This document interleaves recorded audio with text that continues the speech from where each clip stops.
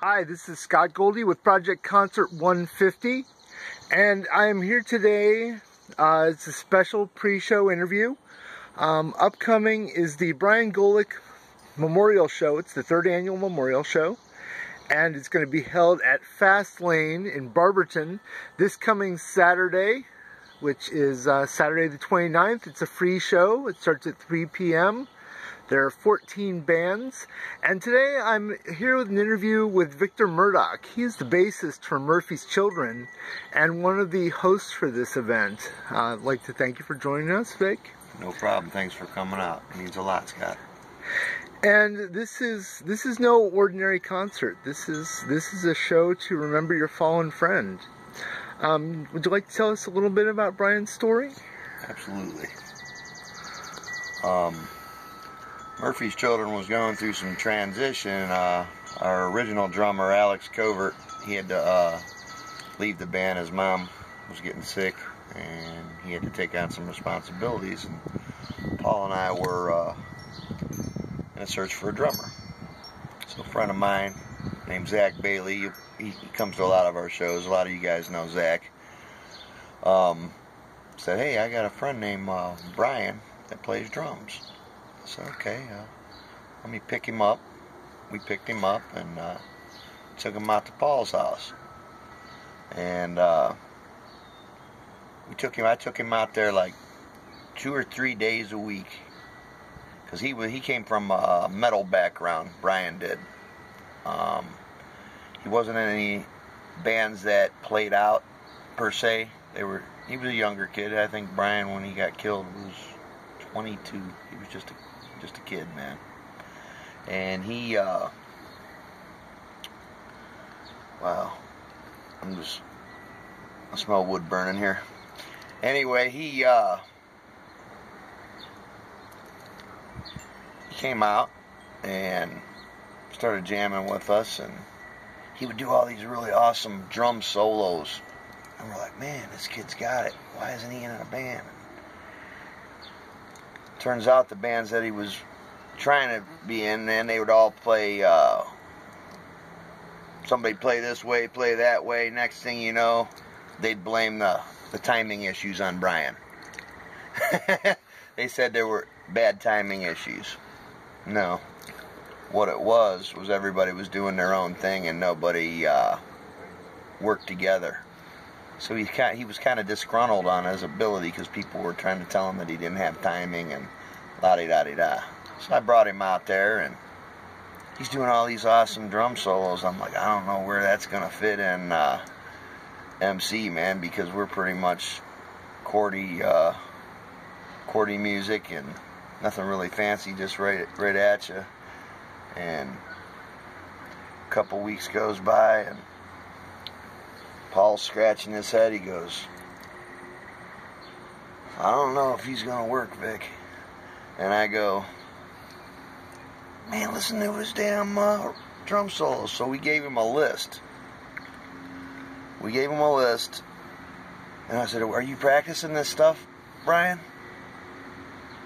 And he come to me and he goes, I hate to put this out there like this, but I think it was kind of cute, man. He goes, I can't read, Vic. Oh shit. So what he ended up doing, we ended up numbering the songs, and he went. Once we taught him the number, once he realized the numbers of the songs, then he started really catching on to the songs, and he was just so fucking excited, man, to be in a band, and he was getting better and better and better. And I told Brian, I said, one day, man, a big band's going to come out here and they're going to be like, we want you in our band. I said, just remember Murphy's Children and jam with us sometimes after you join this big band. Everybody wanted him as a drummer, man. He just really, the energy that kid had, you know,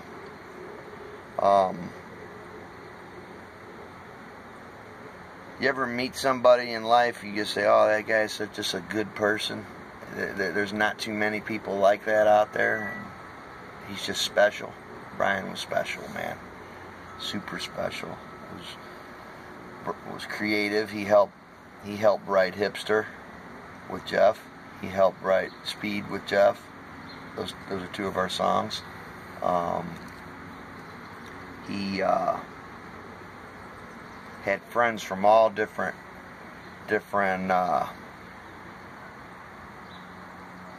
things. Like, he was in the martial arts big time. Brian was. He was big in the pagan community. He was just as honest and as nice of a kid as you'd ever want to meet. And he was so excited to be in a band. And I was so proud of that kid, man. Took him out there. I pretty much had to pound a square peg in a round hole to get him going with the band. But once he took it on, man, once he took that responsibility, that was his job. That was his job, and he didn't want anybody messing with his job, because there was it was funny. We had a show in New Philly one time, and Brian was really careless on remembering things and stuff like that. Well, with his girlfriend at the time, Sarah was her name, they had a special thing. Pete Mako and them would know that Kaz stuff. What is that stuff? Cosplay. Yeah, cosplay. I'm a dumbass. Well, anyway, he goes out there. He schedules this thing down in Columbus. Well, we got a gig the same night. And he tells me the week before, "Oh, Vic, I got a problem here. I've had this thing with my girlfriend planned for months. We already got a room and everything paid. And, I'm not going to be able to play." And me and Brian only had one disagreement in the couple of years I knew him, man. And he was like, "I'm not going to be able to play." I said, "Come on, man." I said, "I understand." I said, "Okay." So we talked it out. I said, "You know what? You don't want to ruin your relationship at home, dude." I said, "What I got is I got Jacob Painter, which is a friend of the band. He has drummed in Murphy's Children before. Or even Alex would come back and fill in for you that." He got really, really irritated, man. He says, "I'll call you back." I said, "Okay." Called him. He almost pretty much hung up on me, and that wasn't like Brian. That wasn't his style, man. And I get a call back now 2 minutes later. "I got it handled. I don't want anybody taking my spot." That's how dedicated he was. He was able to play that show, and then he went to Columbus. He was forever trying to motivate us to be better. He says, "I don't want to just be a bar band, Vic." I mean, he really took the bull by the horns, man. He was encouraging how everybody needs to be creative in the band, not just one person. He really opened the door for unity in the band when he was there. I'd pick him up, and it was a pain in the ass. I worked like 84 hours a week, man. I'd pick him up for practice, man. As soon as he'd get in the tow truck, we'd be on our way out to practice. He'd beating on the fucking dash of the tow truck, just itching to play, man. Just loved music.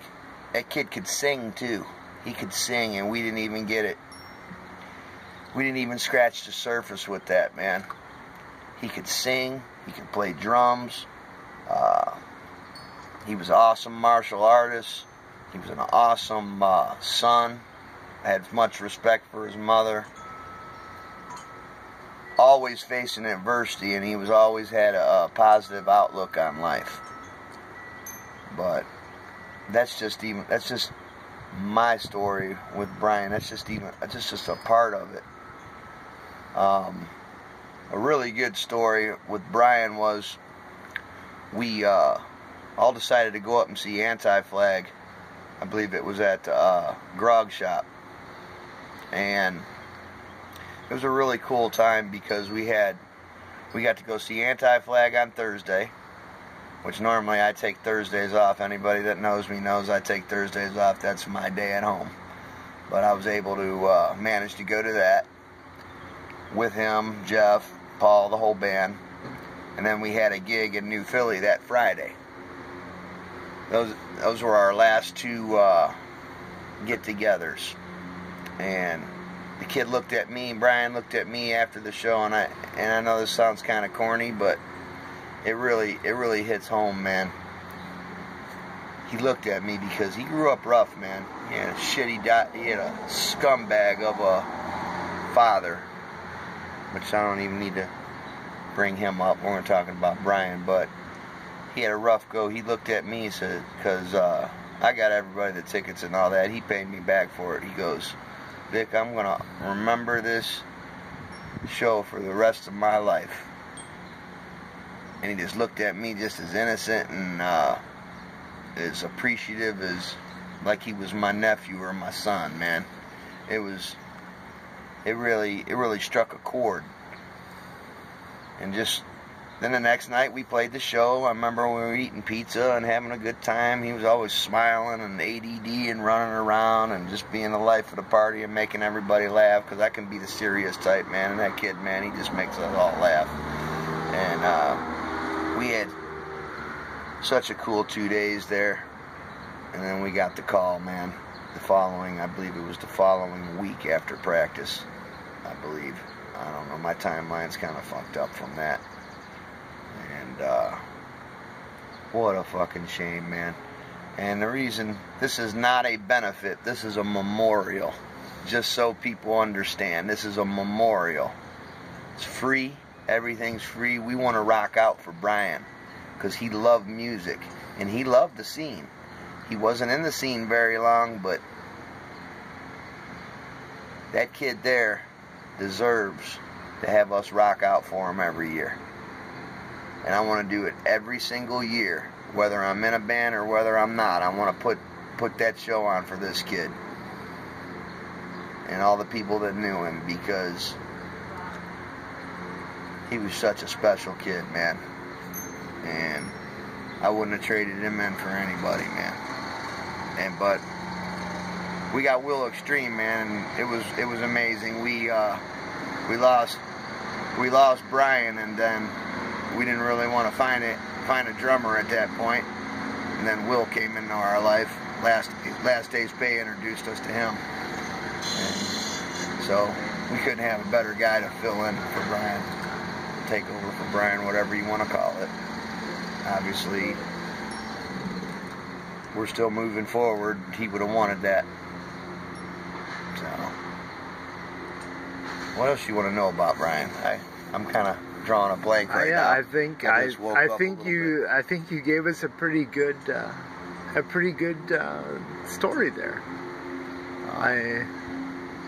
My brain's not working that well right now. I'd say you gave us a really clear picture.